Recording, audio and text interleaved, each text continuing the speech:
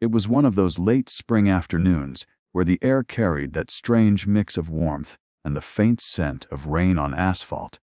The sun slipping low enough to cast the neighborhood in golden stripes between the brick buildings, and 14-year-old Marcus Lewis was kicking a scuffed soccer ball down the cracked sidewalk, humming quietly to himself, his backpack thumping against his back with each bounce of the ball, unaware of the trouble waiting just around the corner. His sister, 18-year-old Zariah, had told him to head straight home after school because she had a few errands to run and didn't want him wandering. But Marcus, being the energetic and sometimes stubborn little brother he was, decided to take the longer route through the park, the one that passed by the basketball courts where older kids sometimes played loud music and hung out in small, rowdy clusters. And as he rounded the corner by the rusting chain link fence, he spotted 3 boys he recognized: Devon, Jamal, and Curtis, local troublemakers who had a habit of picking on smaller kids for laughs. Marcus slowed, instinctively lowering his gaze, hoping they wouldn't notice him. But fate has a way of throwing the wrong people into your path at the worst times. And before he could even turn away, Devon, tall with a smug grin and a jagged scar above his eyebrow, called out, "Yo, little Lewis! Where you going in such a hurry?" And Marcus froze, trying to think of something casual to say, but his throat felt dry. Jamal, shorter but stocky, stepped forward and kicked Marcus's ball away, sending it rolling into the gutter. And Curtis, who was always the loudest and meanest, laughed as he shoved Marcus's shoulder, making him stumble back, his heart pounding as the 3 of them closed in like wolves circling a rabbit. And Devon smirked. "Heard your big sis thinks she's some kind of tough girl. Huh. Guess that makes you think you're untouchable." And Marcus shook his head quickly, stammering, "I didn't say anything. Just let me go home." But Jamal snatched his backpack and dumped it out, scattering books, a crumpled math worksheet, and the sandwich Zariah had packed for him, which Curtis promptly stepped on, smearing peanut butter across the pavement. Marcus felt anger burn in his chest, but he knew he was outmatched physically, and when Devon shoved him hard enough to send him to the ground, scraping his palms, Marcus felt a flicker of fear, because he'd seen enough of these encounters to know they could escalate fast.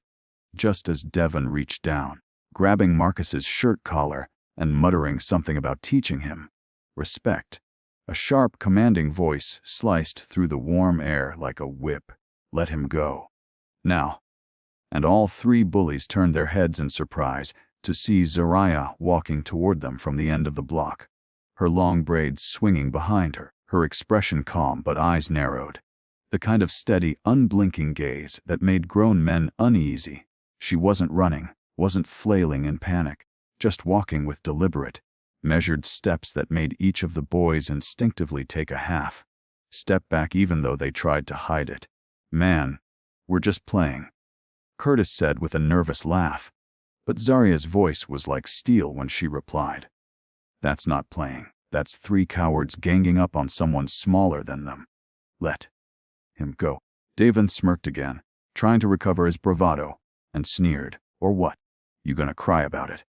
And that's when Zariah's lips curved, not into a smile, but into something colder, a silent promise. And in a blink, before Devon could react, she closed the distance, her left hand snapping up to seize his wrist in a grip so firm his smug expression cracked, and with a subtle twist and step to the side, she used his own momentum to flip him off balance, sending him stumbling backward with a startled yelp, the sound echoing off the nearby court. Jamal lunged forward, swinging clumsily, but Zariah's training kicked in. Years of martial arts under the strict eye of Master Huang at the downtown dojo. Countless hours perfecting footwork, precision, and control. And she sidestepped effortlessly, catching Jamal's arm, pivoting, and guiding him into a controlled shoulder lock that made him drop to his knees with a groan. Curtis froze, unsure whether to run or charge, but Zariah's eyes locked on him, and something in that calm intensity made his courage falter.